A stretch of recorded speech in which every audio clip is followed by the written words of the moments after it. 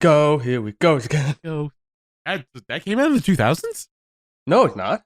Oh, okay. We gotta think of something that's. Everybody. All right. Yeah. Yeah. I love how we both have thought Backstreet Boys. Let's go. Let's go. I mean, this song, the Four Town is Backstreet Boys all over it, especially in the song. Literally. But Exactly. We're not talking about Backstreet Boys. We're talking about Turning Red. on this How's that for- this first impressions episode of Pixarspective, 199% unedited, 100% spoilers. We just watched it. I am the Wash. I am random bystander here. I am a four townie. All four townies now. We're obsessed. We're all four townies. We're obsessed. We're obsessed. We gotta go to their concert. No joke. I did listen to the song after watching the movie. It's on YouTube now. You're like the. Did either of you stick around for the post credit? Yes. Okay, yeah. I'm going to be straight up with you. I skipped the credits so that I could see if there was the post credit. Now, Well, I'm glad we're all caught up there. It was a very good post credit. Oh It's no, very it was good, yeah. great. Yeah. We haven't had a post credit like this in a while. And it, Luca had one. Yeah. Luca. but this was better than Lucas. I'm sorry. I liked Lucas. I mean, Lucas was fine, but he didn't have the father dancing. The father dancing the four you. town in the basement. Yeah. I will grant you. I liked this one more than I liked for the post credit. I liked this one more than I liked Lucas. I'll grant you, but I still liked Lucas.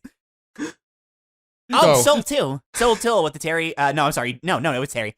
Terry saying, "The movie's over. Go home." While we were watching it at home. So I'm going to start this conversation with 3 words: brave, done, right. Oh man, I was comparing this to Brave. There were 2 movies I was comparing this to. I was telling Random before. One of them, and I just compare every movie I see to this, so you don't have to read too deeply into it. But I was comparing it a lot to Cars, and then I was also comparing it a lot to Brave. Yeah. Oh God, I didn't see it until like that, but that makes so much sense. Oh no! As soon as I saw the mother daughter, and like, I mean, we'll yeah, talk about the it. mother daughter. As soon as I saw the mother daughter, I was like, "Oh, Brave!" And then I remembered, quote unquote, remembered that they were Asian American, and I was like, "Oh God, they're gonna have to go deeper into this than they did in Brave. They don't have a choice." Well, I would say that this solved a lot of the issues that Brave had, but I feel very sorry for like Brenda Chapman, the original director for Brave. But also, I'm just imagining her like the Yosemite Sam, like throwing her hat on the ground and stomping at it, like, Oh, I hate that. oh, I hate that harmony, domichi. Oh, I hate that panda. All right, so before we get into a plot synopsis or really anything, I have just something to say really quick, and it is about Turning Red. It's about Pixar. Don't worry. I don't even know if you guys are going to agree or not, but I'm just going to toss this out there. We're going to go back a couple movies. Onward, we all agreed, flawed movie, but between the highlighted scenes that it had and especially the ending, the movie has actually found a home on Disney Plus, and there are a good amount of people that actually think it's like a really, really good movie. Yeah. And while I don't think it's like a really, really good movie, I'm with them on like, the really great scenes and the ending. Which Monsters University guy, that part adds up. Soul comes out afterwards, and that's a pretty incredible movie. I know Random and I have our problems with it, but the message that it said and how it went across saying it, that's a pretty incredible movie. I don't know when this happened, but apparently it's getting cool to think that Luca is an incredible movie. So, I'm rubbing my chest on this one. I thought Luca was incredible before it was cool. And the thing with all these movies so far is that, they're not for everybody, but you could really see just how incredible they are. And I'll say it outright. Turning Red, I know this movie isn't going to be for everybody, but like, damn, Pixar, we are in a new golden age of Pixar. Like, wow. And it's going to get killed off by Lightyear. 4 movies now. Lightyear. We'll see about Lightyear. I'm trying not to think about it. But 4 movies now where it's like, like it or not, there are either incredible things about these movies or they're incredible. It's just you're not looking at right. Yeah. And I'm not really gonna lie. glad. I'm really glad because it's been a while. It's like It's been a while since it's we like had like Inside Out consecutive- and Coco were like the table crumbs of the 2010s. There were sequels that I did legitimately like from the 2010s, but outside, like, those are the two like winners. And now we have like 4 winners in a row. That's really nice. It's really nice. And compare that to when we got like films like Cars 2, Cars 3, The Good Dinosaur. Now the stretch of Cars Quality. 2, Brave, Monsters University, and Inside Out. Like, Inside Out kind of kills that.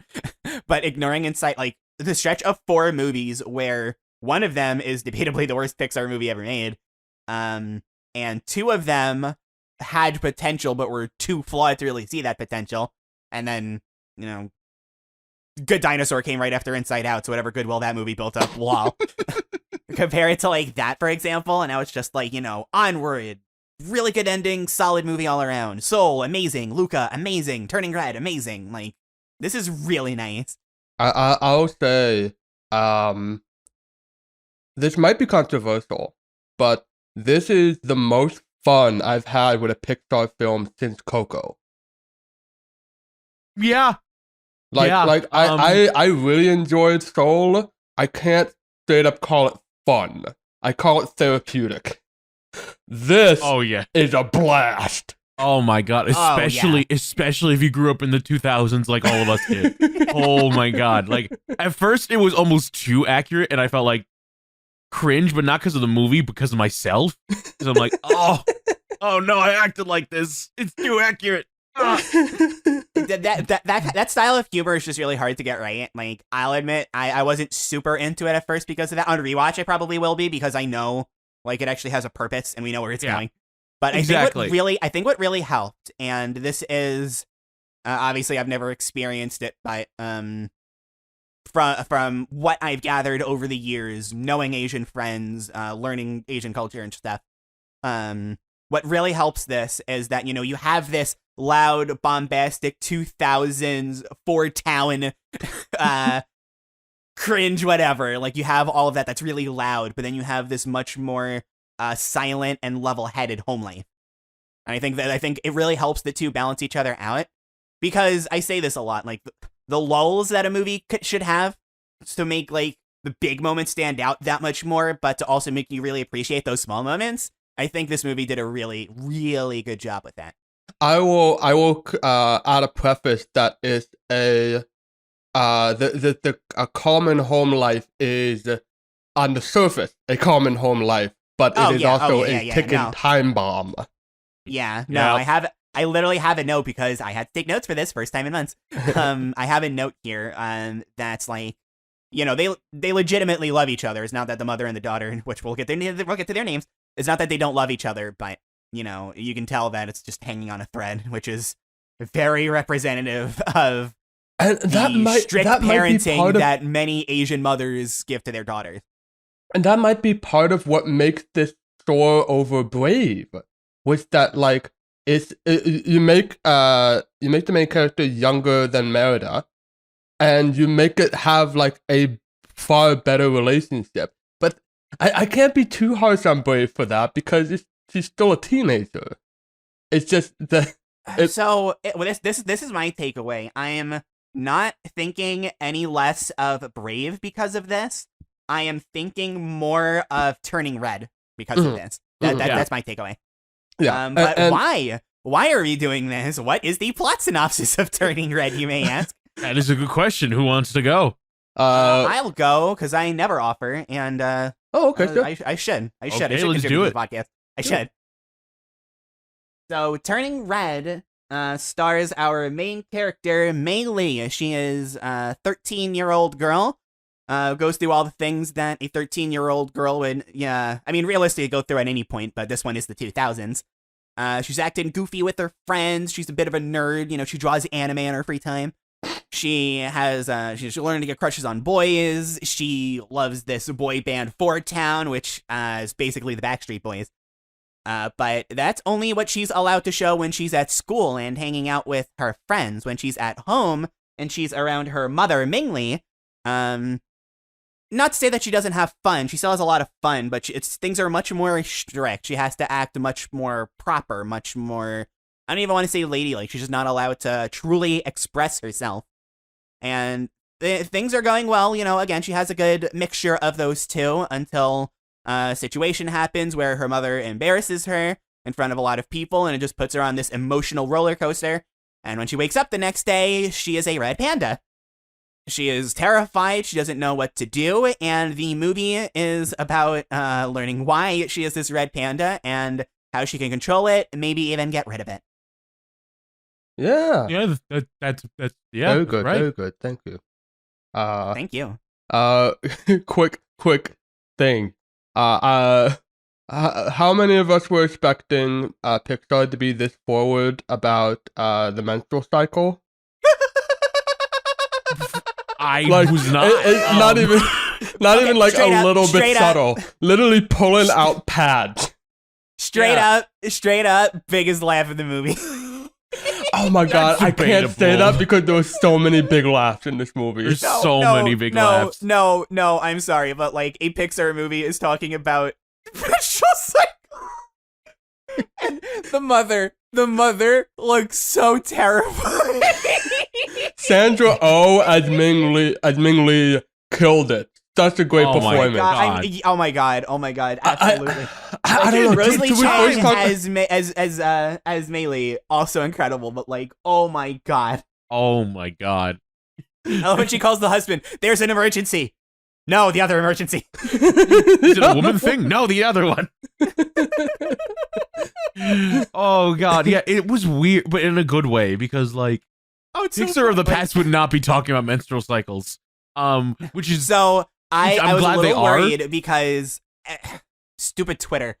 I had heard in an interview that the director had talked about this. That, she was going to address some things about growing up as a woman that you don't hear about very often. One of them included having your first period. Mm-hmm. And I was like, like a little confused at why Pixar would tackle it. But ultimately, I'm just like, I don't know. We'll see, I guess. And then it wound up being the biggest laugh of the movie.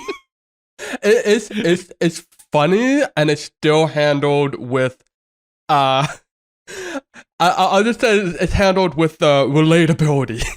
That exactly. You can tell that the writers were taking this from a very personal personal spot, and it still works. Is God, the red it works with the peony story blooming? so well. Is the red peony blooming? No. Maybe. It's happening. It's okay. I'm here for you. Don't worry. When she's dropping her off at school in the car. Oh, I got you some herbal tea. It helps relax you. Okay, thank you, Mom. I know there are gonna be cramps. Okay. I was watching this. I had to pause. I walked out, went to my roommate, and was like, I have to tell somebody this. I'm watching Turning Red. I'm watching a Pixar film where they make joke about periods. And they do it well. It's so funny. It's so funny. Oh my god. The mother was just a laugh because she comes out of love, but god damn it, she literally spies on her kids so much that she gets in trouble with the security guard. That poor school guard. Multiple times too. That guy. It literally becomes a running joke. Although he did get a free bow out of the occasion. Oh yeah. I feel bad for him, but like the last time we see him, he's pretty happy. Yeah. I forget where we see him again, but it was just a fun little thing. But I guess if we're just gonna get started with the mother, like I said, Sandra Oh, Grey's Anatomy. It's been a bit. I know she has a show, Killing Eve on BBC, but I don't know anything about it. This is my really other than watching my mom watch Grey's Anatomy, never really watched her act before, but she does such a good job. Oh, she killed it. We'll get to May, the actual protagonist, but goddamn, it's not only extremely funny, but there's just so much pathos. There's because there's just so much pressure on the mother. And I just keep thinking back to Brave. It was like maybe that was also what they needed. but and like again, like it's not fair. Again, it's not fair to Brave to keep saying that. Yeah, no, I get it. It's just like, I'll be honest, it's hard to call it a flaw with the movie because this is Mei-Li's story. Yeah. I really wanted more of Ming. I really wanted more of her. I don't know. When we got to the ending, without saying anything, when we got to the ending, I was like, okay, this works. I'm here for it. They do it incredibly. And like I was bawling, but I remember thinking like I'd be like Inside Out Coco Luca crying if we had seen her more. I disagree. I feel like there's just enough of Megan here that I'm gonna, especially when we see like her relationship with her mother. Oh my god. Okay, yeah, that's really what I wanted more of. Like, so okay, well, when I say I wanted more of her, I mean obviously I just want more of her, but her relation to Ming, her relation to Mei-Li, and you know how she processes all of that was fine. And I know this is, again, it's not her story, it's her daughter's, it's Mei's, so that's fine and everything, but I don't know, I just really liked her, and I loved this portrayal. And, you know, I think a lot about a lot of Pixar movies, how we get, I mean, not even Pixar, okay, we'll stick to Pixar for now. How you know, it's like, you know, obviously there's a lot of the kids, and, you know, again, that's fine. You know, these are family movies, but there are a fair amount of movies that, you know, focus on the dads. But I think about these movies that, you know, are really like, you know, where the moms are like focal players, and I can think of like the Incredibles movies and Brave. It's like maybe Inside Out, maybe. I mean, she's relevant, but yeah, I'm looking for a little bit more. And we get to see than her that. like internal workings, which is also an incredible scene. But yeah, absolutely. But I'm looking for a little bit more than that. Yeah. Kind of like what I'm looking for. More. This is far above. And yes, I will say, compared to every other Pixar movie that isn't like Incredibles 2, there's much, well, maybe Incredibles 1, there's much more of a focus on the mother than any of those. And like I said, what we got, like I said, when I got to the ending, like I said, you know, I cried like a baby. It hit really hard, and I love this character. I love what they did with her. I'm just thinking that, like, if we could, my problem with what I'm saying actually is completely different than what you two are saying. My issue is like, okay, so what do you get rid of to have more of her? And that's where I struggle, because it's like, I don't know what to get rid of.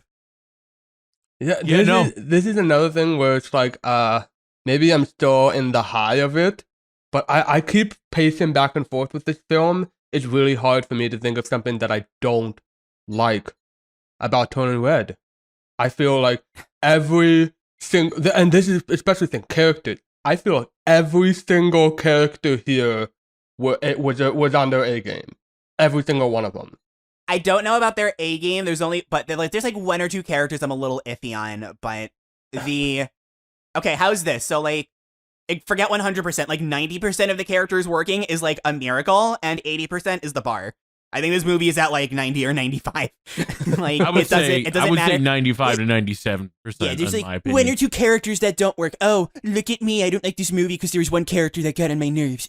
I'm not saying that. I don't feel like nobody's on my nerves. There's probably one character that's like could use just some more work. But also I'll just be the one. I'll be the one to say it. I wasn't thrilled with Tyler. I didn't dislike Tyler. I was actually very impressed that it's like, oh, it's a bully and they kind of go places with him. That's cool. It was funny at the end. I'm not gonna lie. Yeah. That's kind of what made me turn over on Tyler. But like, I saw that he was a bully, and I was like, literally the first thing I said was like, just don't think of Ercole. If you think of Ercole, you're not gonna like this character. Like Ercole is like one of the best bullies. And Yeah. just don't think of him, and you'll like Tyler fine. And when we were getting to the end, it's like, I guess I like Tyler fine. And then the quote-unquote twist happened, and I was like, okay, I like Tyler fine. Yeah. I started liking him, like, when he started going from typical bully to, like, more of a character when he invited, May to his party. And for obvious reasons, like, I know it was because he wanted to be popular and shit, but, like, it was like, oh, he's not just being an asshole. He's like, I mean, he was blackmailing her. I mean, true, but like, it's so he's interesting. still being a jerk. It's just now there's like depth here. Exactly. That's fine. I'm okay with that. Yeah, like I said, I just wasn't. Yeah, I just wasn't thrilled with him. Is all. Like I said, once that twist happened later on, it was like he doesn't bother me. We'll talk about it, and it's not sloppy, but like kind of sudden, I guess. But also like it's fine. Yeah, especially since the main four girls, like Meili and her friends, all shine pretty much in their own way, shape, or form. Oh yeah, like okay, so I forget what movie this was. Oh no, it was Cars. When I was talking about Cars and we were talking about the town, and it's like, okay, like I get it. The town is all pretty one note, but it's like they're fun. That's all I care about. Miriam, she has some depth to her, but her other two friends are very one note. But like, I love them. Yeah, they're fun. They're so goofy. I love them. I really so we got is Abby Miriam? The girl? Is Abby the girl and like the short girl in the purple? She's the short one that is super intense. It's like always looking. And Priya, she's my favorite. Oh my god. the fucking. Oh, it's so hard. It's so hard to pick a favorite between her and Priya, though. They're both so funny. No, they are both great, but like Abby's just my favorite. She just goes hard. Like the fucking scene on the bleachers. She says, "I'm hungry. I'm gonna black out." Okay, fair, but also in Priya is like, I think I'm getting carpal tunnel. Yeah, Priya, I love Priya. Oh my god. I'm a sucker for deadpan humor, so I feel like I was always gonna go to Priya, but just like you gotta have a goth in the group. Yeah. Oh yeah. Okay. The thing is, they're both completely different styles, and they both work well. Oh yeah. And they both work well next to each other. Oh yeah. One's super quiet, one's super loud. Exactly. Like my thing was, again, it's like it's not that. It's like, oh, it's not Abby, it's Priya. It's like, don't make me choose. Yeah. And honestly, yeah, and Priya is really good too. She's more like the level-headed, chill one of the group. Like not like Pyra, who's deadpan, but like she's the voice of reason almost. Yeah. Maybe. Okay. Kinda.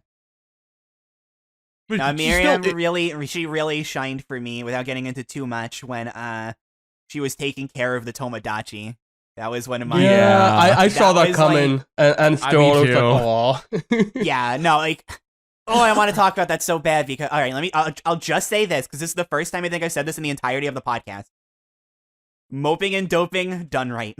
Yeah, honest to God. They they still address it. No, I can't believe I'm saying this. No problems with the moping and doping.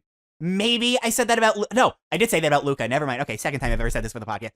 Modern Pixar. Oh my god. They're so good. Oh, yeah. The moping and doping scene is not dragged out. It runs its course. It's justified. But exactly. They still are friends and they move on with the plot. Yeah, exactly. Like one character is really hurt and she can't immediately forgive, but it's like she wants to because she's taking care of the Okay. Okay, all right. I don't want to get... and the other friends are just like, "Hey, you're back! Oh my god!" I really love. Like, I mean, there are a lot of jokes and I was laughing, but at the same time, like, I was legitimately touched. Like, obviously her family knows all about the red panda business, so they were more freaking out because it's like, oh my god, our kid's turning into a red panda. But when her friends found out, they were, a little surprised at first. They were scared, but once they calmed down, they supported her. They hugged her and they said everything's okay. You're still you, May. We not only that, but they became like the reason why she's able to calm down and control her emotions. Yeah, even when her dad went and got a box of kittens. Damn, that's a hard test. I do have to ask. Those are some round ass kitties. I do have to ask, and this is probably the joke. This isn't a complaint, but like I do have to ask. They just have a box of kitties lying around in the house. I like to think that the dad just really quickly ran over to the neighbors. Give me all the cash. It's an emergency. It's the panda. I understand. Okay. I watched this with my partner. And she actually already watched this earlier that morning. But she wanted to watch it again with me. When it got to the point where where May's like in her panda form, just crying and she's like, just go away. And then her friends are like beatboxing and singing the Four Town song. Yeah. My partner looked over to me. I was sobbing. Sobbing. Yeah. No, honestly, same. Yeah, honest to God, the only reason I did not cry as hard as I did because I was watching it with my mom, and I was like, no, I can't cry now. I gotta be strong, boy. I can't do it now. I don't want to be embarrassed. I don't want to have this conversation. Between a lot of the recent Pixar films, another thing we're going through right now, Higurashi, and just a couple of other things that have happened, I've kind of learned to realize that like what makes me cry the hardest typically, isn't like the big dramatic moments. It's the smaller happy moments. Yeah. Like, I just to draw other comparisons that are not too spoilery, because we've just talked about Luca. The stuff with the family. We talked about this in the podcast, at least one of the episodes. The stuff with the family, like I can't get through the stuff with Julia and her family without bawling. Like it's so precious and so happy. And this is the same thing. Her friends are so supportive and so wonderful and funny. And they don't care what she looks like. She don't care what she looks like on the outside. They know it's what's on the inside. She's still her friend. Abby's like straight up just saying, "You look cool as hell. I'm gonna hug you." Yeah, you're so fluffy. Yeah, I was just gonna say another big laugh is when specifically Abby wants her to become a red panda. I would say the big laugh is that they merchandise the red panda.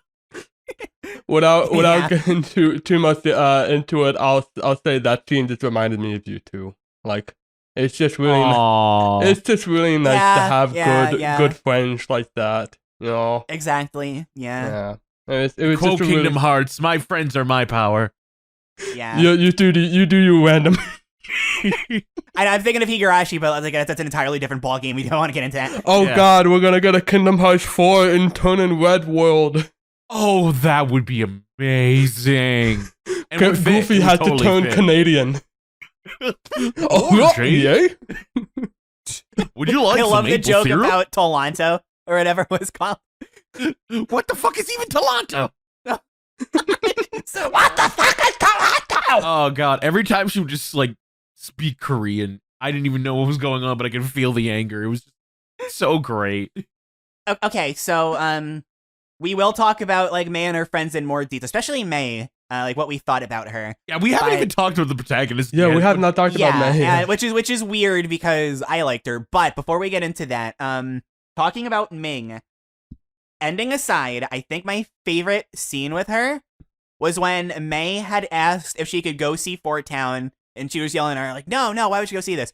May is like, "Okay, thank you." Storms up to her room, and Ming is like, "I can't believe did you see that? Did you see how angry she was? That look she gave me? I can't believe she would talk to her own mother that way." And like as she's saying this, the dad is like, well, let's not call him the dad. Jen is slowly moving his way over to the phone because it's ringing, and as she's venting, he goes, "It's your mother on the phone." Wide-eyed, runs to the ground. I'm not here. I'm not here.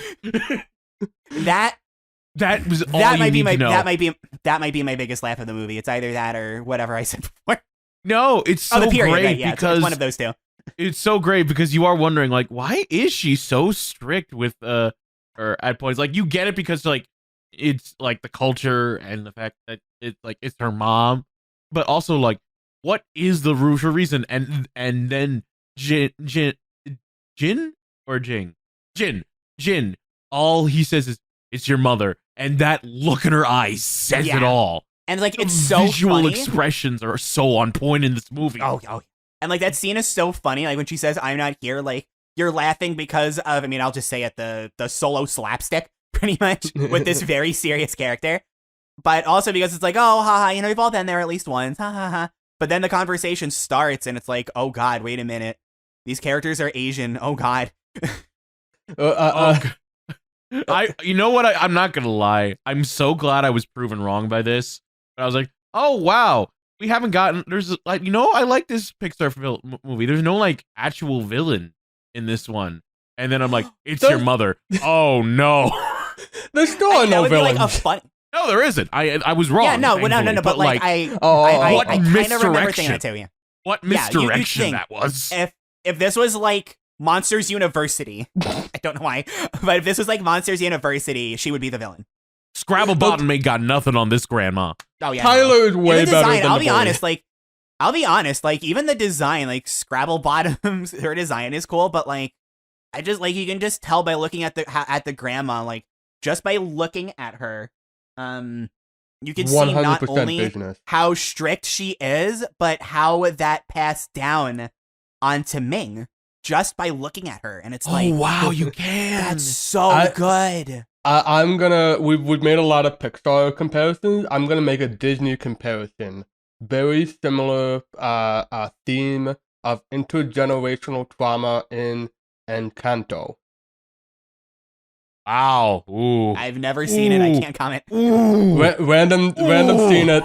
He knows what I'm talking about. Ooh, and there's no accident that came out like in this like so close to each other. Well, I don't know anything about Encanto, but if it's like half the movie that this is, I'm sure I'll like it. It's similar. It's similar with the mother. It takes a very different approach in terms of the intergenerational stuff. But the very similar is just kind of like passing down the extreme perfection. And we're gonna get to May, I swear. But we are. While we're there, I do want to really quickly talk about the aunties. Just because, and I only noticed this in the when I was reading into the credits, but their names are Chen, Ping, Helen, and Lily.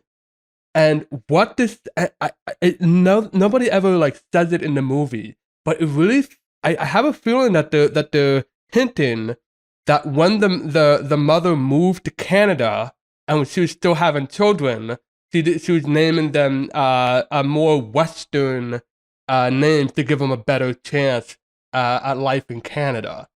And just that tiny thing. And again, just by looking at her, you can tell that it's like, obviously she loves all of her kids because that's the kind of person that she is. But one look at her and it's like, she can't show this. She just can't. Yeah. It's like, that's so brilliant. Oh my God. Yeah, it's so good. It's so good. Let's talk about May. Let's talk about May. You know what? A great Pixar protagonist. I'm gonna say it. Like, yeah. Like, I was a little worried. I know I keep saying I'm not going to talk about Luca, but give me this. I was super worried coming in that it's like, okay, after Luca, how Luca was like literally everything that I want out of a protag. I was just worried that like the standards would be too high. And I'm not going to compare it to Luca at all. That there's just no point. I've only seen this movie once, but like, I was so relieved that it was like, no, she is fantastic. I was a little worried because of the opening, but like, honestly. Yeah, like, the thing about the opening is that it's like, when we rewatch it, we're not going to be worried, but this kind of humor and this kind of setup is really hard to get right. It's so hard. So, if we're going to go for, fine. If we're going to go for another early 2000s reference, The Emperor's New Groove.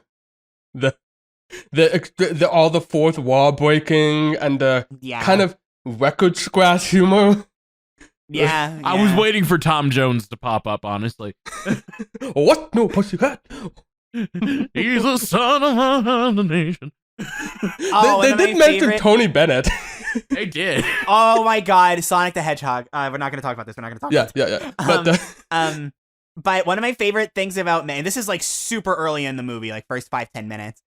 Like, there's this whole opening thing which she's like, yeah, I'm 13. I'm basically an adult now. I'm cool. But when she's worried, she says, crud. We've all been there. We've all been there. Oh, we've all been 13. Oh yeah. I gotta, give her and her friends credit. At 13, I was much more, I don't want other people to see me for what I really am. But no, she's she's her. She's herself. Good on her. She's in public. herself at school. At school, Yeah. yeah. But she's at still school, like yeah. at It's home. She more limits herself because like It's the reverse please of her what mom. your standard. It's the reverse of what your standard North American affair would be like. And it's because Asian heritage. yep. Yeah. There's the extra pressure, especially when they're running after one of the oldest temples in Toronto. And it's good as temple, and that's a good scene too, because like that could easily have been, oh, mom, do I have to clean the temple? Do the temple, but no, she loves it. This is what I think the biggest improvement over Brave is. And Merida and her mother, I mean, it's obvious that they get along, but there's so few times that you see them being like jovial with each other before the stakes get high. Here, it isn't that it's like, oh, I love my friends, but my mom, she's making me do this thing. It's, no, look, I'd love to do karaoke with you, but, it's cleaning day at the temple. But when she gets to the temple, it's like they have their own little routine with each other. They say things to each other. The love, obviously, a good mother's love for her child is there. You don't really have to explain it, but it's like, it's so nice to actually be able to see it. They get along. Yes. They legitimately really... And one line that I love, and this is something that I've done with my mom when I was a kid, so it was just kind of like, oh, I relate to this. Like, we're doing something, like, we're out and about doing whatever, and then my mom is like, all right, let's get home, Dad's cooking. And it's like, oh, I've been there before. I've genuinely been there before, because my dad is an amazing cook. I love it. I love it. He's a good cook. He's such a He's a Oh good my God. character. Can I just we'll talk say- about him after May, but I loved him. Oh, he was so good. That whole and that introduction was enough. Said like the whole thing, and Yeah. I'll get into the I want to talk about the shots of this video because it reminds me of a certain director. I want to talk about it, but also But May. I like her design, especially when she has the red hair. Oh my God. Oh, it looks so good. I was so good. Never mind. I love it. It's just, It was later on in the movie. She's looking into her reflection and she sees her old hair, and I'm like, I hope she doesn't go back to that. I really, I just like really like how this looks. Yeah, like when she like goes, she just such a growth because like she just does everything to please her mom, even when most of the time when she wants to, but also when she doesn't want to, and when like for the concert, she's just like, okay, fine. and she doesn't stand up for herself. She doesn't, and that's like because she's afraid to. And we've all been there. We've all had that moment where we're afraid to stand up to our parents because we're afraid of their disapproval. And I'm just like, and I know nothing about like Asian culture, but I do know that's a huge thing. Yeah. So much to the point that it's literally addressed right in the open. Like, what we do as kids is to please our parents. Yeah, like, no, that's one of the first lines in the whole movie. I'm very glad that they got an Asian director to do this because obviously she really understands that it's like this is her first whole like main film. Right? This is her, like, yeah, she did Bow. Yeah, but for she movie, did Bow. Yeah. And when I heard that she's gonna be doing a feature film, like already, I was in. I was hooked. She's becoming one of my top 5 favorite Pixar directors. As like just now. already, I'm saying it right now. And there's this very similar thing with the and what if I am still talking about May? There's a very similar thing with Luca, and it's just how often it shows off its influences. This is super anime. Oh my God! And okay, I'm just gonna say it. A lot of things in media, especially cartoons, are like, oh, look at how anime we can get, and it's like, haha, whatever. This is Asian. Anime is Asian. It fits. And just like the beads of sweat, the tears, the cat mouths, all the fucking cat mouths. The eyes. The eyes. Oh, it is just so. I done really like another because, service like, just talking.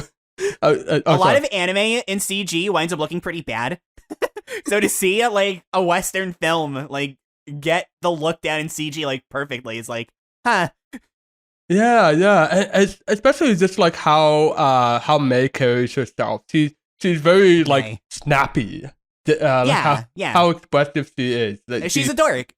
She's a dork. She wears her emotions on her sleeve. We've all met an anime fan like this. Yes. If you either met one or you are one. Yes. Oh, yeah, true. Oh my god, the drawings! The drawings! The notebook! Oh my god! Okay. Again, I don't want to keep comparing this to Luca, but I love these two movies so much. When she was like, don't look at the notebook, all I could think of was, what's wrong with his foot? Don't say service. And she's just like, literally like a frame down. And that was it for the mom. Yeah, and that was enough. Oh, is this your homework? Oh, is this your homework? Oh, no. And she's like turning aside. It's like, worse and worse and worse. And I'm not gonna lie. This hat, is that the suspicious worker at the mart down the street? How did you know? No, it's strict mothers, that's how it is. Mothers know best. Yes. Mothers know everything. Especially and I love how mothers. It just gets worse and worse, and the style just gets more and more terrifying. And at one point, I thought it was like, oh, this is just a dream. This is what Luca did. And it's just like, but no, this is real. Yeah, I'm glad it wasn't a dream. Literally, just because if it was a dream, I would have just been like, oh, it's Luca. But it's real, and it's like, oh my god. And again, I'm not. I can't tell you which scene I prefer between this one and Luca. They're both just so funny. But like, I'm so glad again, especially after sequel era Pixar, we are living in a world where everything is so original. Like, even Onward, like, not a great movie, probably, but, like, you know, it's well, I mean, okay, it has its problems, especially, even in the originality department, but, like, the places it goes, like, yeah, and then Soul, Luca, Turning Red, oh, like, God, this is all, it's so fresh. I'm watching Pixar movies, and I'm, like, ecstatic. I'll take something that you said during the Luca discussion, is that, like, even when... Because there are a lot of scenes that like I called ahead of time, like the Tamagotchi, but like the fraction of the friendship. But if you're gonna have those sort of crusades, have fun. Yeah, exactly. This movie has so much fun. Yeah. And like Luca was a lot of fun too. This is a very different kind of fun. Yeah, I can't. Honestly, aside, like, there's two reasons to keep bringing up Luca. One is just because I love the movie to pieces, but also because it's like, it's like, these two, even though Luca was the movie right before, you can draw comparisons because, I mean, they're both movies. You're going to draw comparisons no matter what, but they're so different. They follow a similar, like, I mean, I'll say this movie took more twists and turns than Luca did, but it's still like, you know, if you squint hard enough, this movie is a straight line still. But the places that it went, that straight enough line, it's like, God, it's so good. And you know what? If we're going for a straight line, these are some good friends to have straight lines with. Honest to God. Exactly. This is a ride or die I know. Not so much me, just because like I'm fine with Luca not being that kind of movie. But I know, you know, Wash was saying, especially, I think Random too. You know, I would have liked to see more of the town in Luca. And again, you know, I get it. My whole thing was like, you know, I don't want the town. I want Julia and her family, and that's what we got. Here, it's like, oh, well, this is the advantage of being able to see more of that town. You get to see a lot more people and how they work off of each other. Again, with Luca, I'm still fine with just, you know, this small group. Makes it feel a lot more connected and unified. But this movie having more than just that, it's like they have their own ups and downs. Yup. The thing is, you don't even see... Two movies trying two different things, and they're both really good. What a shock. You don't even see much of the town, technically. You see, like, Meili's two different worlds, which is the school and her home life, But you even get, like, some really small characters that you don't get to see too. Like, when they're in the girls' room, she turns to the panda, those, like, 3 girls come in. They're kind of like, it's kind of a running joke in the movie. It's like, you know, they add to it, yeah. I thought they were going to be, like, the typical bullies, but no. They just want to take pictures because the red panda's cute. Although to get back to May, that's how people would be. To get back to May, another one of the biggest laughs. She turns to the red panda. The girl opens the door. She just pushes her back inside and closes the stall. It's so smooth the way she just pushes her back. It's just a slide. Yeah, it's just like OMG, literally covers her mouth and then. Oh God. Speaking of May, but not exactly about her character, what did you guys think of the design of the panda? I liked it a lot. I was very worried that this was going. I mean, an Asian director, so I wasn't like, I wasn't gonna call the racist card or anything. I was a little worried that once she transformed to the red panda, that would be it, and we wouldn't get to see her as just a normal Asian girl. Oh my God, until the end of the movie. yes. But then it's like, no, it's about controlling it, and it's like, Yeah. oh, and it's still a part of her. Like no matter a part of her. Exactly. Exactly. Yeah, it's like There's so many. There's so many times where a character just gets transformed and they can't control it. Soul, brave. And it's just like, okay, we've been through this, but yeah, it's not about like changing back. It's about controlling it, and which is so interesting. And also, it's like this is one of the few times this is one of the few times like in any Pixar film, maybe only time, where like you have the characters going through the transformation and immediately get support from families and friends. Like yeah. Brave, you have to hide that. Luca, they had to hide their identities, but here, like she's got people that are trying to help her out. Even the grandmother. She does hide it at first, but it just goes so terribly wrong. Yeah. Mostly because of her mom, but also like there's this is something that maybe upon rewatching I can like sort of analyze a bit more. But I did notice that like it's there seems to be this running thing where the red panda is also her. I hope I get this right. Her id. It's like it's just like when she's at she's in the panda form. She's at the convenience store and she's just like stopping like Awooga.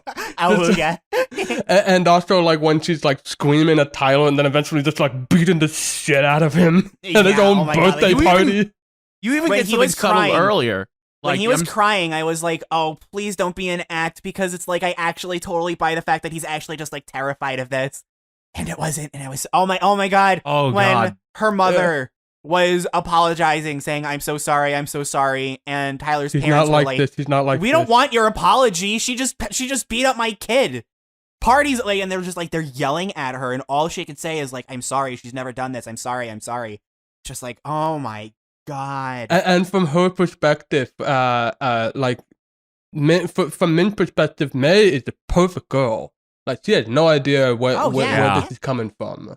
Exactly. And she turns it on May's friends.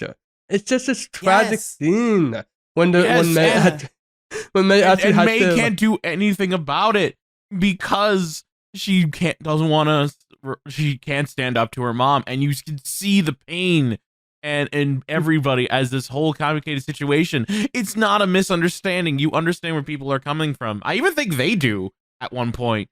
But are they still hurt by it? Yeah, but it's just Miriam. It's not like a forced misunderstanding. It makes sense. I think Miriam was most hurt by it because earlier in the film, she May accidentally says that Ming doesn't like Miriam and says, "Wait, what?" And then just closes the window. and also, just going back to the id thing, you get that even earlier, like right away. With the bathroom scene where like she's like oh, here we are with the pets, get out, mom. And then she like covers her mouth and she's like, what did you say? Nothing. Or something like, I don't know the exact quote because I've only seen it once, but it's basically that energy, and it's just like, whoa. Yeah, I wonder what turning red is a reference to. The red peony blooming. You gone red. We're gonna paint the town red. You gone red. I really hope when I watch this movie again and they get to that point, I laugh as much as I did the first time. The only reason I didn't, I think my mom, I think that made my mom laugh, honestly. Well, no, I'm not gonna. There's no like correct way to really word it, but the people that have gone through that before, they know. They just know, and they're gonna laugh the hardest. Like, I laughed hard. I'm trans. I've never gone through, generally speaking. I've never really gone through anything like that. So, but if you know, you're gonna laugh. Yeah. I'm trying to think of more things to talk about with May. There's a lot. How about hey, don't want to say her turn, but like, I mean, she starts out, oh, I do everything for my mom. She becomes the red panda. She doesn't let her go see Four Town. And, it's like, okay, well, I'm having like this secret life away from my mom. And then at the end, after everything, it's, she gets a good balance. And like how you turn from 1 to 2 to 3, and especially what happens in between 2 and 3 is it's so natural. Like, it's a growth. It's such a legitimate growth. And, it's eating away at her. She could have very easily, like what Random was saying before with that, when she picked her mother over her friends, so to speak. That so easily could have just been, it's like, she's like a brat or whatever. But no, it's like you could see the pain in her eyes. Like, she wants to go with her friends, but she's 13, and for as long as she can remember, she's for my mother. I'm 13, deal with it. I'm 13, deal with it. I thought it was a really good line. Oh, it's such a good line. That whole scene is good, but we'll get to that. Again, just saying this because they're so...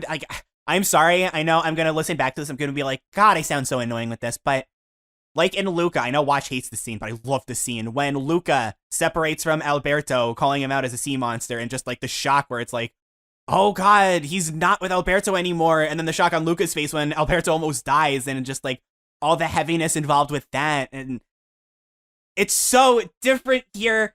And you could even say, like, with Soul, when Joe Gardner realizes why 22 loved being in his body so much, or like Onward, when ending spoilers, not the annoyingly drawn out part, the actual ending. I'm sorry, I am so happy that Pixar is just making these iconic, masterful moments again. I can't help but compare. So many iconic moments. Not because I prefer those movies over Turning Red, but because it's like, when we had that stretch of like Monsters, Inc., Finding Nemo, Incredibles, Toy Story 2 at the start. Like, when we had that stretch, I'd say Cars, but most wouldn't. So when we had that like Toy Story 2 to Incredibles stretch, and it's just like, there's so much you could talk about with these movies, because they're all so good. Like, I don't think we've had a stretch of 4 movies like this since. And again, like I said, I'd say Cars, but most people wouldn't. So it really is like Toy Story 2 through Finding Nemo, The Incredibles. And it's just like, we have this again. I'm so happy. Can't wait for Lightyear. Well, we'll see. Lightyear could be good. If Lightyear is good and we have a 5 in a row, that might be a first, because before Toy Story 2 was that movie.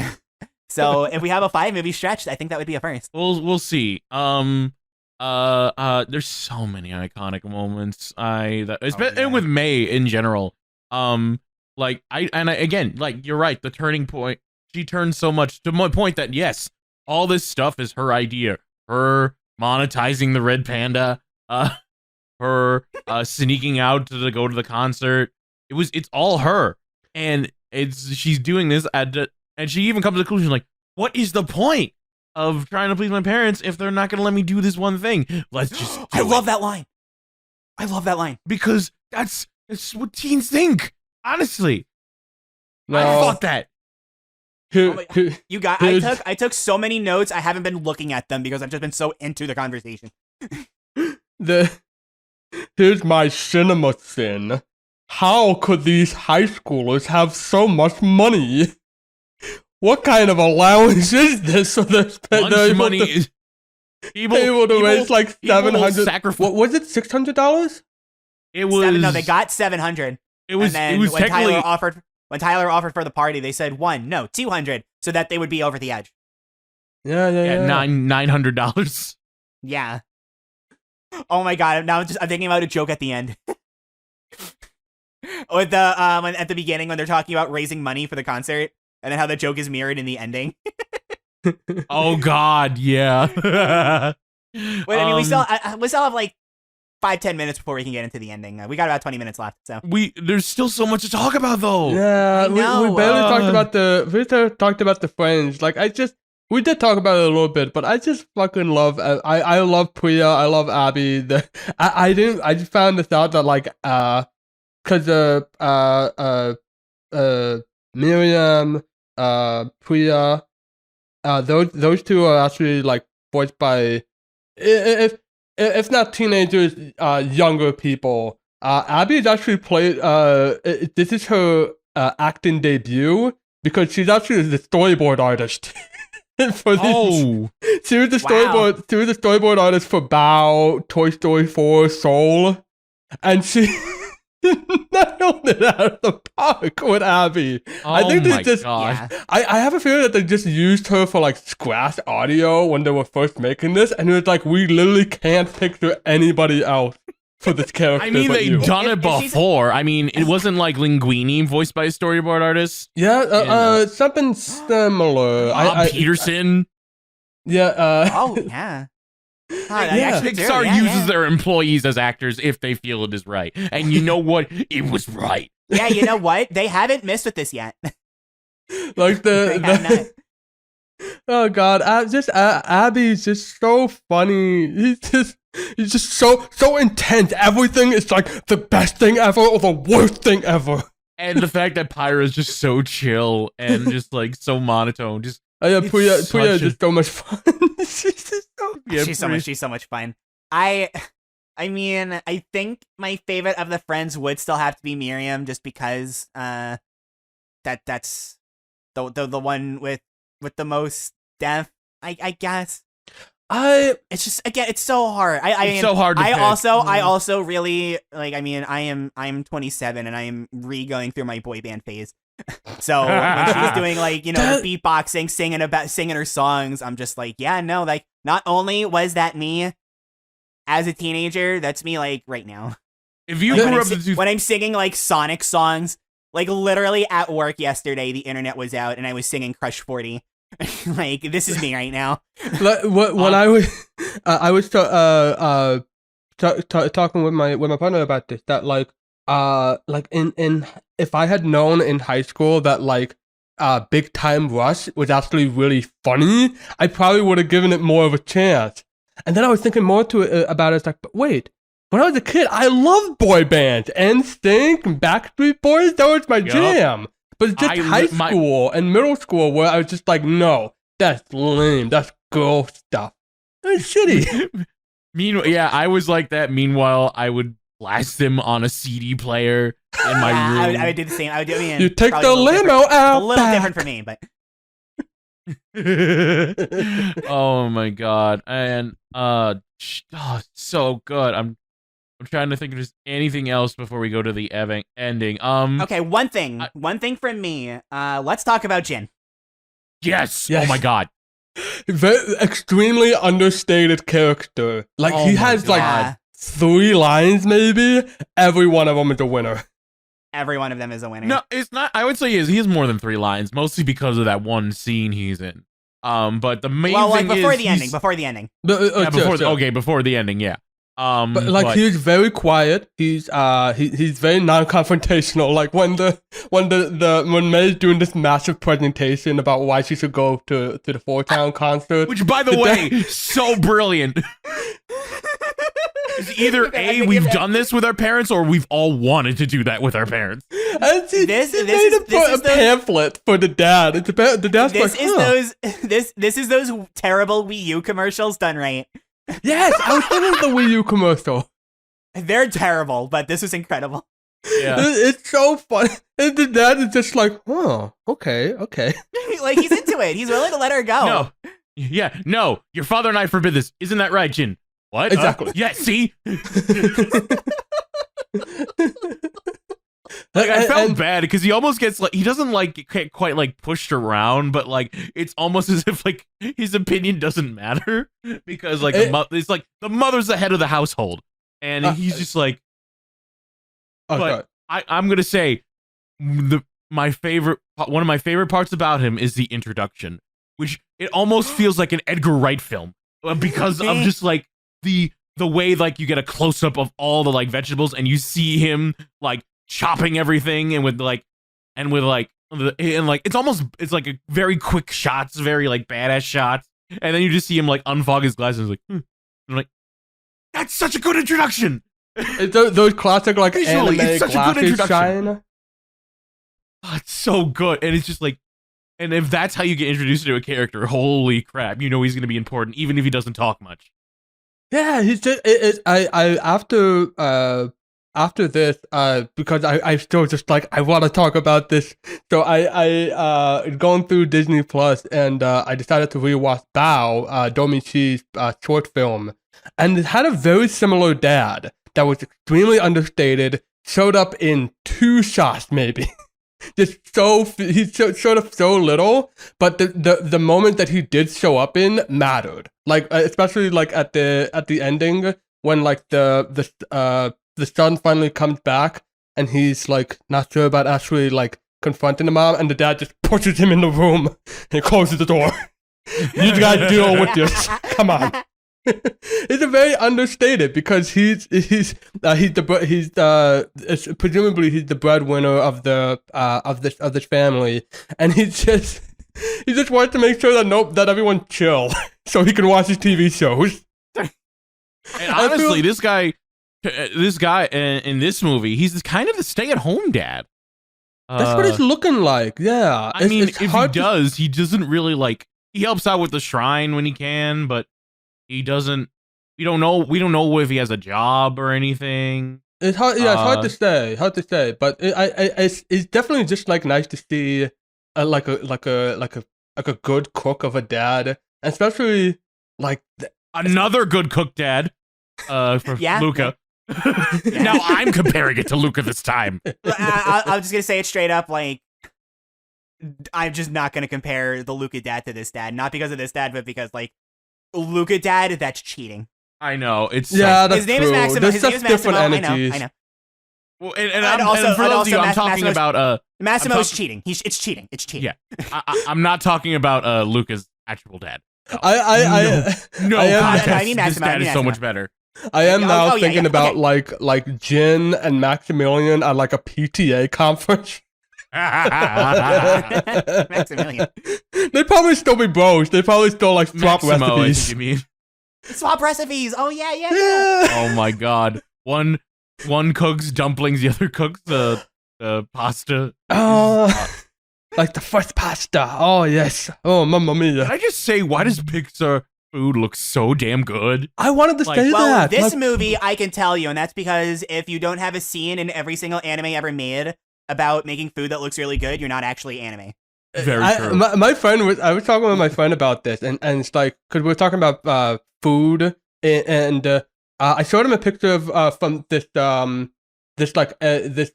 Western comic that was trying to be like sort of anime style, and he was looking at the picture of the food, and he's just like, this doesn't look like anime.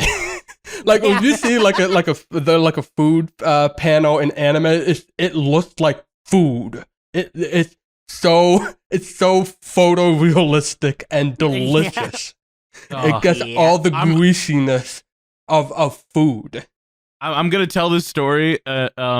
So my mom and I watched this like around dinner time, and it's like, okay, we'll finish the movie and then we'll eat dinner. That scene happened, and immediately we were like, yeah, no, we're gonna eat dinner now. So we literally paused the film, ate some quesadillas, and then like took a break, and then we continued onward. And I was like, yeah, this is better. Go watch this film hungry. Don't watch anime hungry. Yeah. It's all that being said, I have no idea why the food in Luca looks so good. That I can't tell you. Well, because it's Italian, and Italians really make good food. Well, yeah, but like Italian cartoons, their food doesn't always look so good. I can't tell you. Well, it's Pixar. It's okay. There's a good chance that like, because we did mention that the Miyazaki influences in Luca, so it's probably some of that.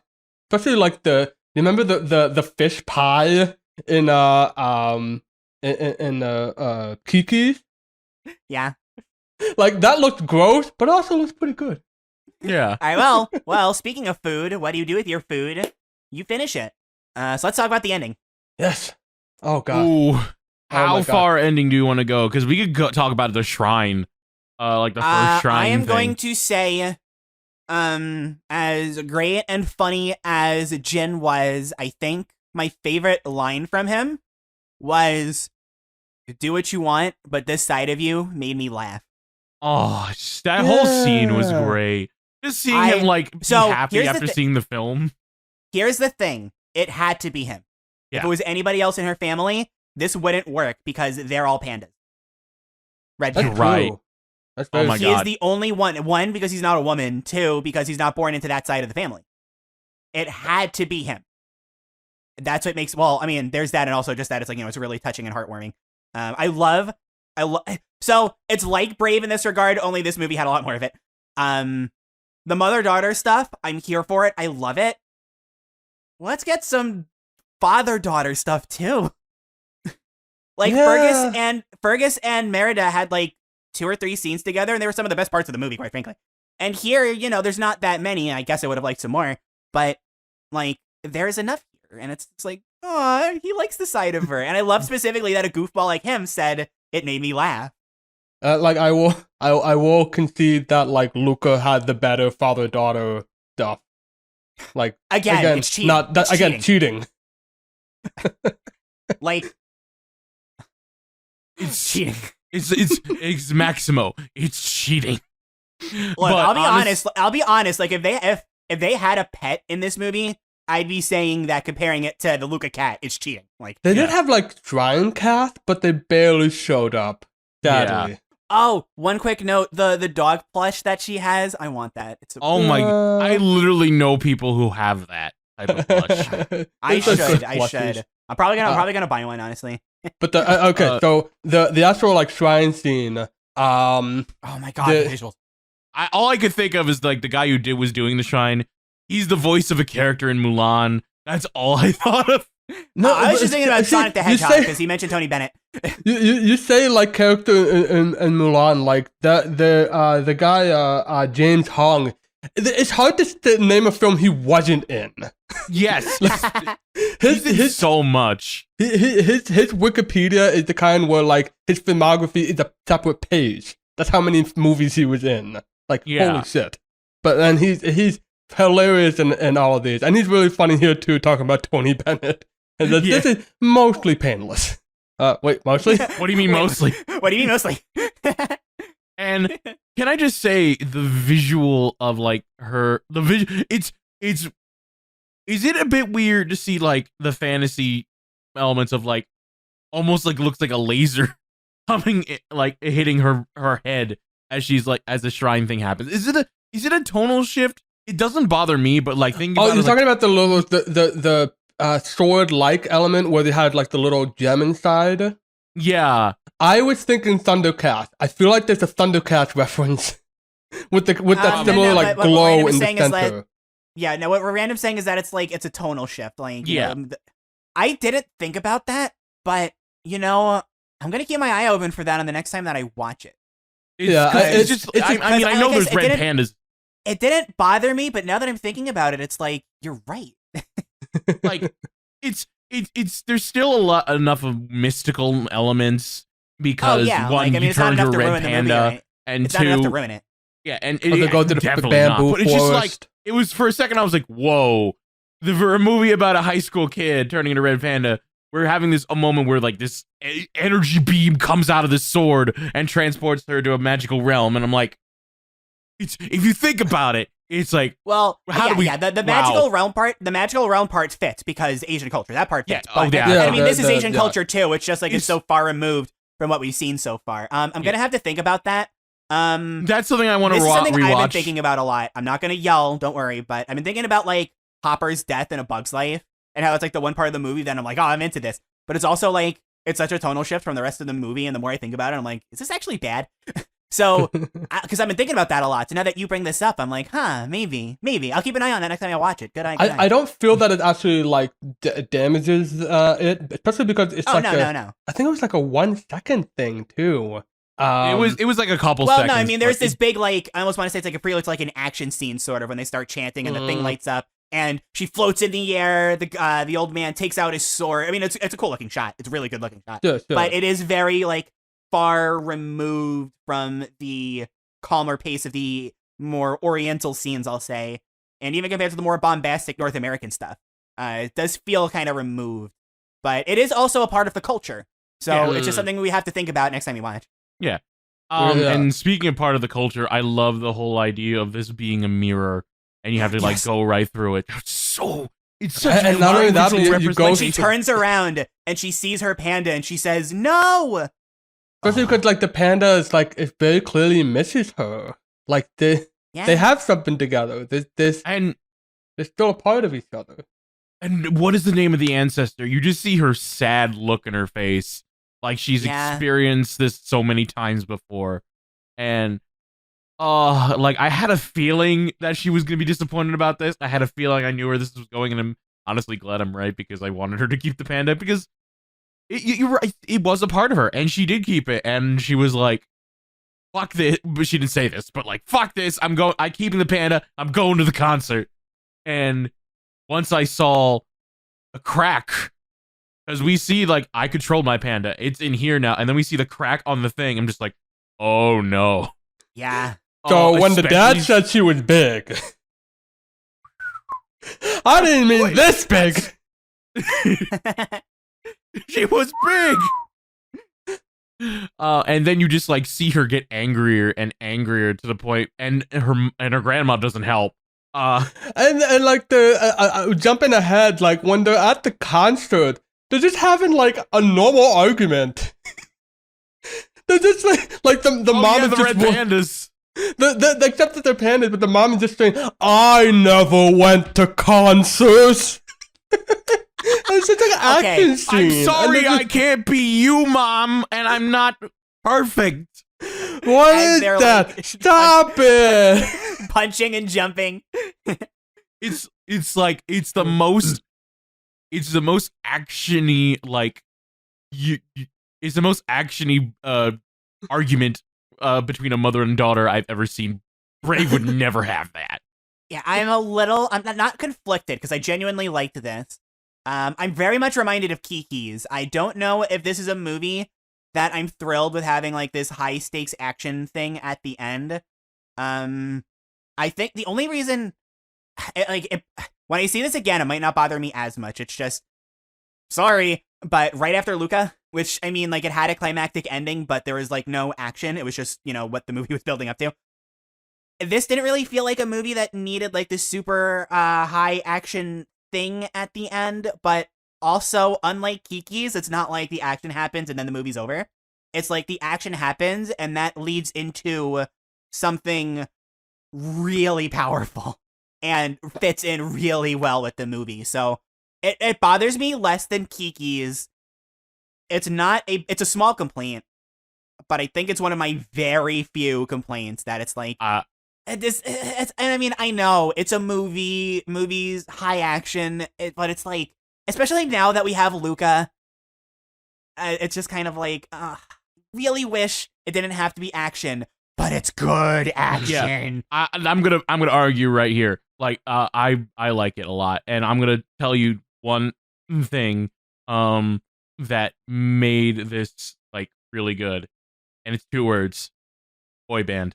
Oh my god! The song and the fact that they used the song for the shrine. Another amazing thing about this movie is like this blend of cultures, that North American culture and the Oriental one, and that builds up at the end when the grandma's saying, "Everybody, hurry up, sing!" and they're singing again. I'm just gonna call it Oriental. This Oriental like ritual, and then her friends come out and NSYNC and the Backstreet Boys are right behind them, and that helps. Oh, it's so easily good. It so easily could have been. Wait, the Chinese ritual isn't. The Cantonese ritual isn't working. Quick, get the boy band in. But instead, it's both. Yeah, and you know what? Blend. That's so good. And you know what? It makes the Tony Bennett line a plot relevant point. Yeah, actually, it's not just Sonic the Hedgehog. Because it can be any song, and it's just, it's so good. Like, I mean, I like the fact that she's able to experience the concert a little bit, and the design of the red panda, when we first see it, it's scary. Like when we just see the silhouette, it's just without like the close up of like what it looks like. It's genuine terrifying seeing just walk down the street Godzilla style. You know what else is terrifying? You know what else is terrifying? The timer. However, no. I'm not going to add more time to the timer. But we need to talk about the ending. Yeah. The actual inside the bamboo tree, the mystical realm. Yeah. The fact that she sees her mom at her age. God. Oh my god. Yeah. It would have been one thing to just see her mom just like with the red hair, but like to see her mom with the red hair in her age, it's just just such like symbolism. It's just nothing's perfect enough for her. And it's oh my fucking god, we were bawling. We were bawling. And they walk together. Oh fuck, they walk together. And they have these great transitions with the mother getting older and older until she gets to her current age. It's like fuck. Such good visual storytelling. Yeah, and I know this is the case with any strict but loving mother and daughter. Like I know, but it's just so much more common in Asian, Korean, that kind. It's so much more common, and to see the grandmother, strict with her daughter crying, saying, I nothing is good enough, and to just, to take that and just be like, you pass that stuff down to your child, and so on and so forth. Yep. Like, it's out of love, but you want what's best for your kid, and what's best for your kid, you gotta, be strict, keep an eye on them. It's how I was raised, but, maybe this time I can show them a little bit more love. But it's just like, you're still being strict. You're not giving the child the breathing room that they need. But again, like, I'm not going to say she's not a bad mother. I think she's actually a pretty good mother, all things considered. She just goes a bit overboard at points. Yeah, because guess what? Culture. Like. And also the daughter's going to turn into a panda one day. Yeah. Now knowing that she knew, it's like, okay, I get it. That is one of my like minor some kind of weird. And I mean, she said herself like, oh, I didn't think it would happen so soon.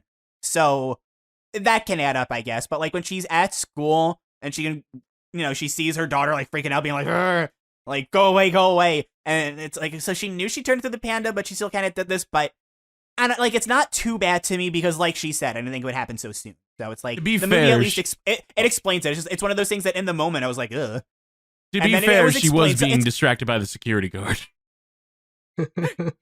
I mean, that's only part of it. Like, what about what happened with Devin? The she didn't turn into a panda then. Yeah, exactly. It's like I said. It's fine. It's just in that moment, I just remember being like, eh. Although again, just the ending. It's so good, and the fact that like it all ends pretty well, and she has a nice balance herself. She just will transform into panda whenever she wants, and she has a nice balance between her life and her friends. It's very nice. It just ends very well, and it's such a good moment. I think. I almost cried during that part. Not the ending. I meant like that part with the mother, but like bawling. I think. I mean, there's probably like some jokes here and there that I generally prefer, but serious wise, best part of the whole movie is when her mother walks through the mirror and she turns around and they have that talk about May keeping her panda. Obviously, Ming got rid of it at that point, and they touch hands through the reflection, and her mother says, I don't know where you're going to be going in your life from now on. No matter what you do, I'm with you. Like, I support it. Oh, I love you. And it hits so different because, at the beginning of the movie, she's like, oh, from now on, we're together. Nothing separates us. And that's like, she follows her to school because she forgot her pad. But at the end of the movie, now it's like, it isn't, like a overprotective, strict mother kind of, I'll be with you. It's a supportive. It's so emotional, so It's so good. It's so good. It's so good. Fantastic movie. Fantastic movie. Oh gosh, and especially just the talking again about intergenerational. That's like going all the way back to that original ancestor that gave them this blessing / curse. And just the smile on her face too. Yeah, the smile on her face because like panda. this is what she wanted. She wanted the panda form to protect her children. Oh. Oh. Yeah, I took all these notes and like I was so into the discussion, I didn't even like barely left. One subtle thing I noticed is like one of the things she's like I hurt the reason she doesn't want to become a panda is because she hurt her mom in the argument. Yeah, and yeah. in her red panda, you see the scar, and I'm like, whoa. Yeah. And I love when her dad's telling her the story, and she's like, "Oh, what do they fight over?" And he points at himself. It's like that guy, that square. Honestly, that one who's dancing to Backstreet Boys in the post credits. Yeah, and you know what? The grandmother is cool too because like when you see May try to like carry her mom to the circle, you see the grandmother just like, God, I got it, just like so trouble, and then she just throws her panda on the ground and crashes it and turns into it to help her out, and then all the aunties follow, which is so cool. And then it leads to the boy band just like, and you know what? Again, everybody does their thing. Jin's drawing the circle on the ground. The Shinto priest is getting the sword ready. Like it's everyone's working together in this mesh of cultures. Okay, to do this. You know what? It's so good. You know what? I know I was saying, I really wanted more of Ming, but even more of the like mother, Ming and her mother, like more of that, especially. But at the end, because especially you see this right after her crying to herself, saying, "I'm sorry, I'm sorry, Mom. I'm doing my best. I can't be perfect enough for you." Right after that, the Ming and her mother see each other. Ming looks uncomfortable. She doesn't know what to say, and the grandma. No words, just crying, gives her a hug. Oh, I love you. And it's just like, God. Oh, fuck. And they're starting to see each other more. Fuck. I feel like we barely talked about Wu Li, the grandmother, because like the scene with the when she first comes in and they're having to like the aunties are like chatting and gossiping as aunties do. And the grandmother comes in and Mina is just like, "What's this? I found this hair." Like, grandmothers are so much more observant than mothers. Yeah. And it's another where you see that and you're like, oh, well, all right, well, it's been fun not having a villain in this movie, but she's still not a villain. She's like, legit. No, when she's she not. Sees the she's hair, like, you think she's going to be like, you. I'll tattle on you, but instead it's like, you have to be careful. Like, my relationship with my daughter got messed up from this. You are her world. Do not let this happen again. Yeah. And it's just like, yeah. Oh my God. It's final thoughts. Fine. I guess we'll do final thoughts. If I didn't have to go to work later today, we would go on longer. Random, you go first. All right, fine. Well, I'm not going first when we cover. If you'd rather wait, I don't mind. Nah, I'll go first, but I'm not going first when we rewatch the movie. Okay. Yeah, before I say my final thoughts, originally we were going to cover this movie on like a Wednesday. And after literally the day we all watched, because we all happened to watch it on the same day, just different times, we all unanimously agreed we had to get up at 8 a.m. to talk about this film. This film is amazing. This film is so good. This is one of Pixar's like from your first viewing, so my opinion may change. But I had so much fun with this film. I enjoyed the story. I enjoyed the characters. I enjoyed like the close-up shots that reminded me of Edgar Wright. I love the references to the culture. I love the design to the Red Panda, design to the characters. It's just all such a fun ride, and it has like an emotional message too that Brave wishes it could pull off. This is what I wanted in Brave. Yeah, I didn't notice that until you guys put it up, but yeah, this is what people wanted in Brave, and it's so good. Like, I want to watch it again. I do, but I want to give myself some time and distance away from it before I rewatch it. But honestly, it's I'm not sure quite if we're in the same golden age as we were when Pixar first started out, but 4 good movies in a row. Each one arguably getting better and better depending on your thoughts. I agree with Kirby, Luca, and this are like both magnificent but in different ways. This is just a gem. It's such a gem, and I went into this with like no expectations of it being this good, and I'm so glad I was pleasantly surprised. All right, so who would like to go next? I guess it was me then. Fuck. I was the one that said to Random, I can't wait until Wednesday. I cannot. I actually cannot. Because and I was like, yes, please, because I sorry, continue. Because hot damn, there's just so much that this does right, and first time feature direction. Fuck, dude. Wow. Domi C just knocked it out of the park. Just so much. I was saying in the beginning, it's like I have to really strain to figure out something that I don't like about it. Like the one thing I can really think of is like at the very end when like the Sky Dome is torn apart, and then a little blue jay shows up in front of it. Get it? Do you get it? Because it's Toronto. You get it? But I was just thinking of Mordecai from Regular Show. No, because the Sky, I have to find this out. The Sky Dome is literally where the Blue Jays play their games. I didn't. Oh, okay. So, okay. And this is like in like the middle of baseball season, so not a good time for the Blue Jays.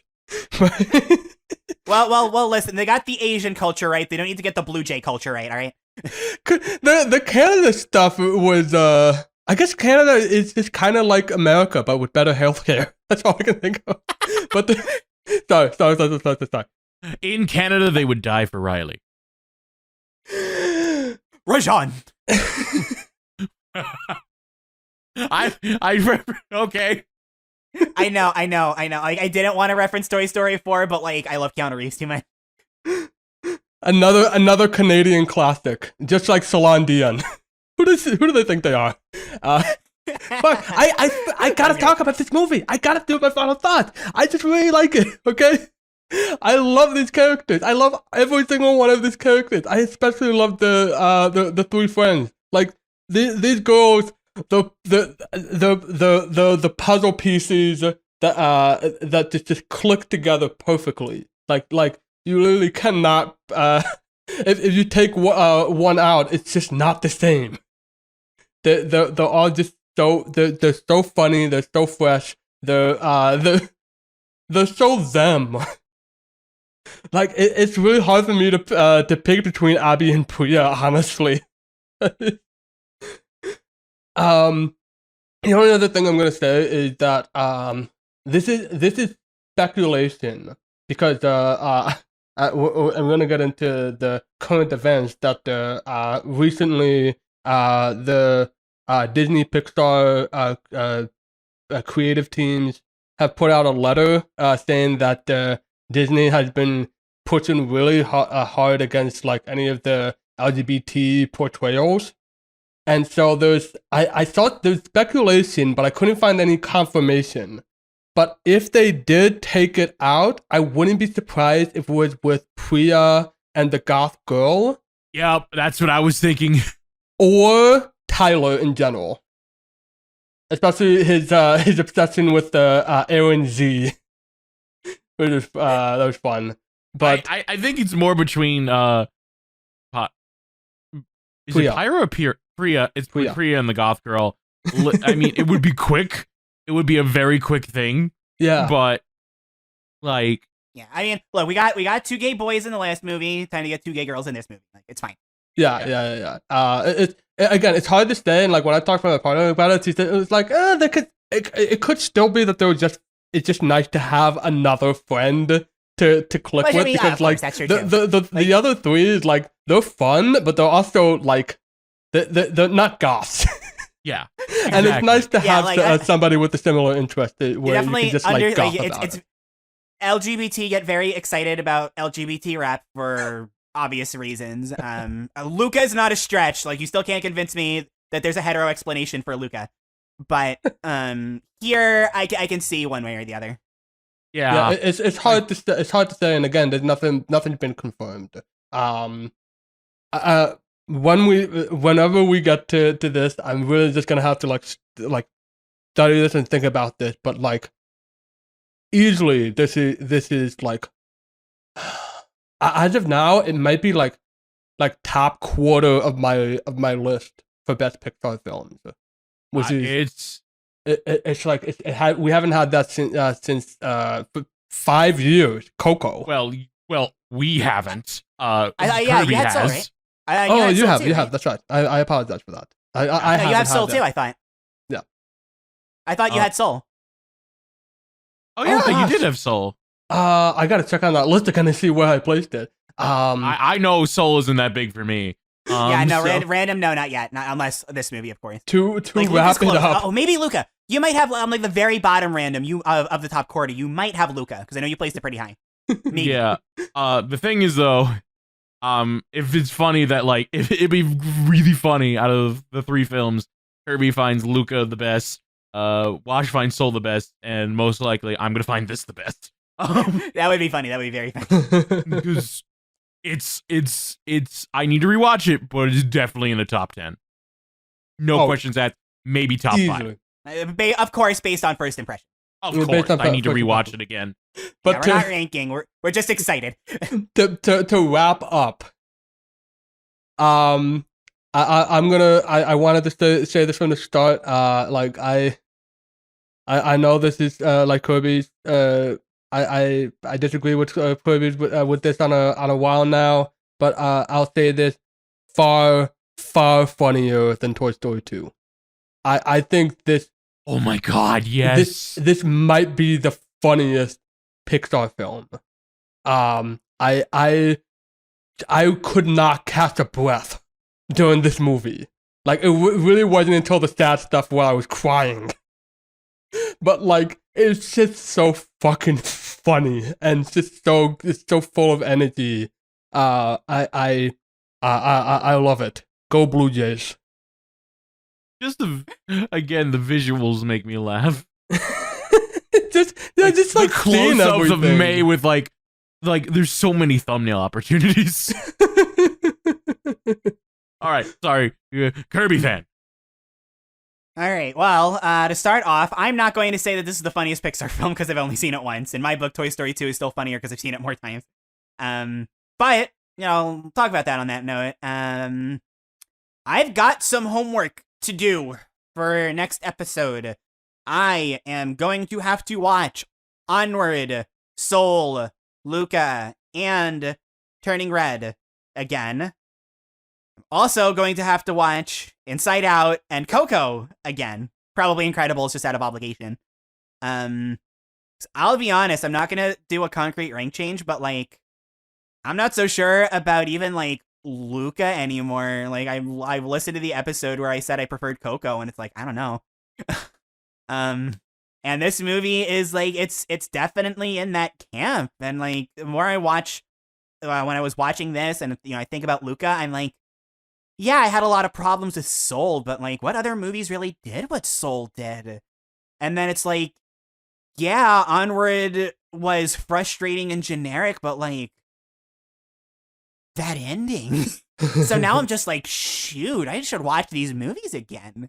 And it's like, obviously I'm not going to say I like Luca more than Coco or Inside Out without giving them a fair shot. So I'm going to watch them. And then, like I said, there's that 1 in a million chance where I'll prefer them to Incredibles. Probably not, but hey, I don't need a reason to watch that movie. But it's just like, I've got my homework cut out for me for the next time we talk about Turning Red.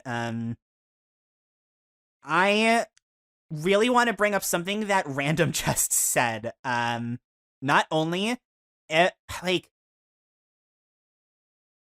between Soul, Luca, and Turning Red, there is a very real chance that we're not going to have any overlap with our placements. Like,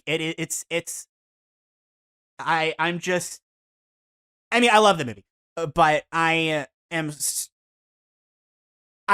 this might not be like the golden era of Pixar. It's too early in. We're going to have to wait. And like, even if Lightyear sucks, like, look, A Bug's Life was terrible.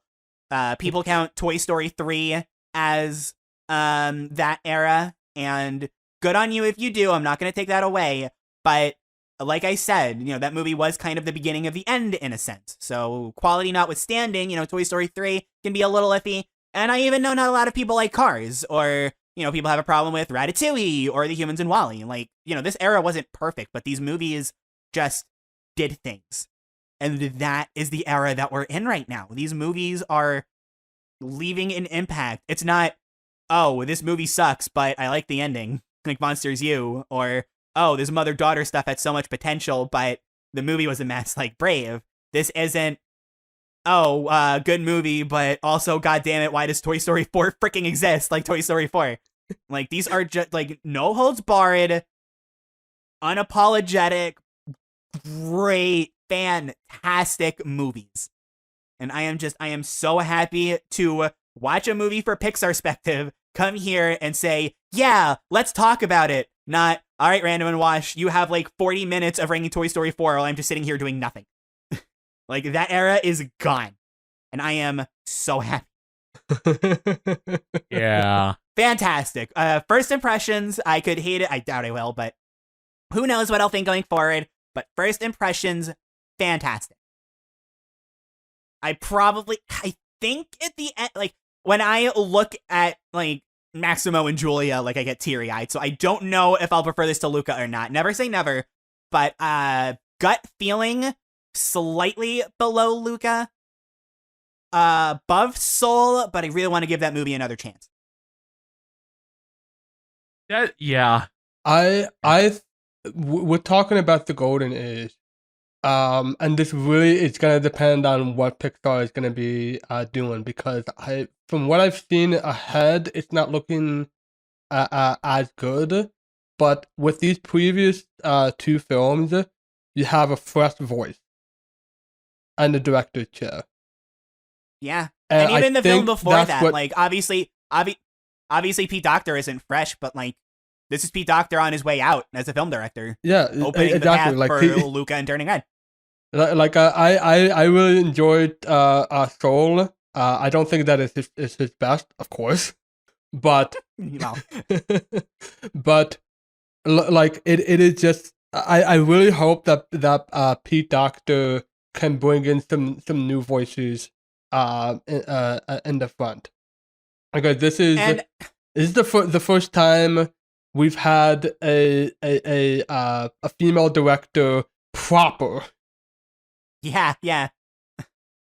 Like, no, as far as we know, like, no shitty shenanigans backstage. Like, and from how this looks, I have a good feeling that this is the story Dominici has wanted to tell about family, about friends, and about being Canadian. The hardship of Canadian. And I mean, I'm just gonna say this partially because I feel really bad for leaving the guy out, but like, Onward, second film, so still a new voice. Like, flawed movie for sure, but like, you look at especially like the message that the movie is trying to send, and it's really hard to at least not give the movie some credit. Yeah.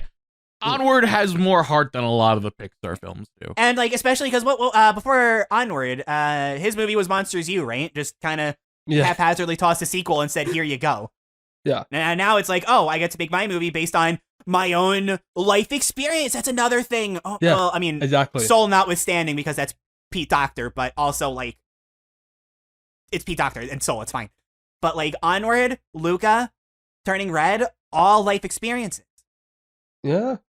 You can tell like how important the father-brother stuff is to Dan Scanlon. You can tell how important like the town and friends and fathers are with Luca, and you can tell so much about the love and frustration of strict Asian mothers with Turning Red. It's so good. It's so good. I know I'm barely talking about Turning Red. I'm talking about Pixar, but after the 2010s, I'm just happy. I'm too happy. Yeah. It's really like once we actually finished Pixarspective, Pixar decided to just change itself up. And you know what? Good for them, because that means we're just going to be keeping talking about some amazing content. Yep. Hopefully. Again, like Lightyear's coming out in June. The screenplay apparently is being written by Pete Docter. I don't know if that's what the wiki says. Okay, maybe, but also I'm pretty sure Pete Docter is part of the writing team for Toy Story. So I think that's part of it. That makes sense. So yeah, so we'll find out. Like the visuals of Lightyear are like, oh, this is very like that doesn't really look too much like. I mean, Turning Red, quite frankly, is like it has the Pixar energy, but barely looks like Pixar. Same thing with like Luca and Soul, if I'm being honest. But you know what? Lightyear, That's good. I am very peeved that they're sticking to Toy Story, the IP. But the only things that they're really being weighed down by, unlike all of the other sequels / prequel Monsters U, is like at some point he's gonna have to say to infinity and beyond. Like he's gonna have to have his catchphrases. But otherwise, they aren't really limited by anything. So I'm hoping it's at least a fun time. I'm not gonna expect Luca or Turning Red or Soul or Unread. I'm going to expect a movie. Exactly. And hopefully a movie is what I get. And we will find out at that time. But until then, this concludes our first impressions of Turning Red. Yeah. I'm glad we talked about this because I would not have been able to hold it in for 3 days. Yep. No, not would have happened. No. Well,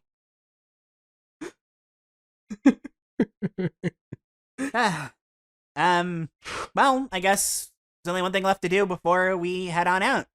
You want to plug? Yeah, plug. Okay. If you liked what you listened to, then you can check us out. You can check us out in video form. I'm still tired. I still need my tea. At youtube.com/WRK podcast. Chat with us if you'd like. And you can follow us on Twitter at WRK podcast, and we'll let you know when the next episode comes out. Let me see. So the next one is gonna be Higurashi episode 7. So look out for that one. if you're interested in Higurashi. And if you like to listen to us in audio form, then you can check out wrk.simplecast.com and wherever else you get your podcast. Wow. Wash, it's funny. I'm looking at my notes just for something for the outro. It's funny that you mentioned Toy Story 2 because one of my notes is, wow, there's a car accident. What is this, Toy Story 2? All of a sudden, you just see a bunch of toys leave the Toronto. I wasn't thinking. Okay. All right. I don't know how to end this, so I'm turning random bystander here. I'm gonna black out. And if you forget this podcast, you will live to regret it. Mortality. I don't remember with. Do you guys not remember that math teacher? Oh, the quadratic formula, the quadratic and equation. One of his things was, if you don't remember that y equals mx plus b or whatever, you will live to regret it. I did not know that. I didn't notice that. As soon as I heard something from the math teacher in the background, I'm like, nope. We're going back to the start of the scene. I'm listening to everything that he says. I love this math teacher. And with that, good night. Good Bye. night. Bye-bye.